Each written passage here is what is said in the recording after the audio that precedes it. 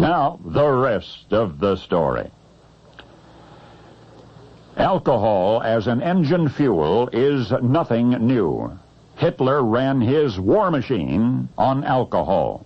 For 13, 14 years now, all of our cars on the Indianapolis Speedway have run on alcohol. Who is this Detroit automobile maker who says the time is now for alcohol-powered passenger cars?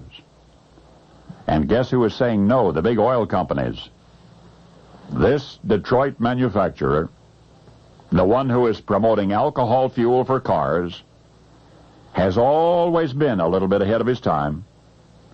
In fact, he financed an anti-cigarette smoking campaign before the Surgeon General's report, and he spoke out against our involvement in war before the anti-war movement was popular, and now here he is speaking out in favor of alcohol fuel for automobiles.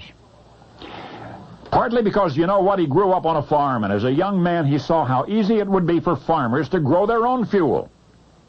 Any fermentable crop could be converted into alcohol right there on the farm. When this young fella grew up, got into the automobile manufacturing business, he made his carburetors adjustable, completely, easily adaptable to alcohol fuel. Who objected? The oil industry. Well, this car maker then went to Washington to enlist political support for alcohol fuel. He says the burgeoning alcohol industry is being penalized, unfairly taxed, this to the advantage of the mammoth petroleum empire.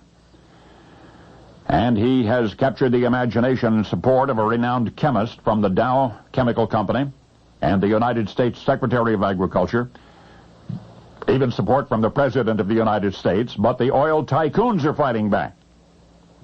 They are distributing anti-alcohol propaganda through service stations. They're loading business magazines and trade publications with articles denouncing alcohol fuel. The Petroleum Public Relations Committee is launching a massive leaflet campaign in the Midwest calling the promotion of gasohol a scheme. Now remember, this is happening when almost all major European countries, Czechoslovakia, Germany, Hungary, Sweden, Austria, France, Italy, Poland, most all major European countries have some sort of mandatory gasohol programs.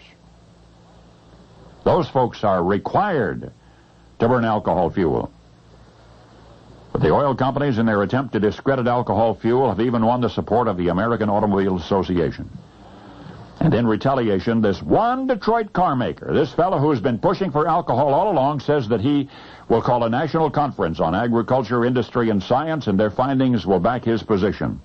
Well, ultimately, he's going to lose that battle.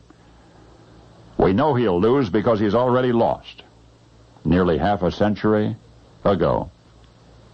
You see, the Detroit car maker, who believed that alcohol was the only fuel for automobiles, the man who almost 100 years ago was making cars that ran on alcohol, and who subsequently made carburetors convertible to alcohol fuel, began his war with the petroleum empire at the beginning of this century. In the end, Rockefeller, with his oil interests, prevailed. But the Detroit car maker with a better idea almost a century ago was the original Detroit car maker, Henry Ford. And now you know the rest of the story.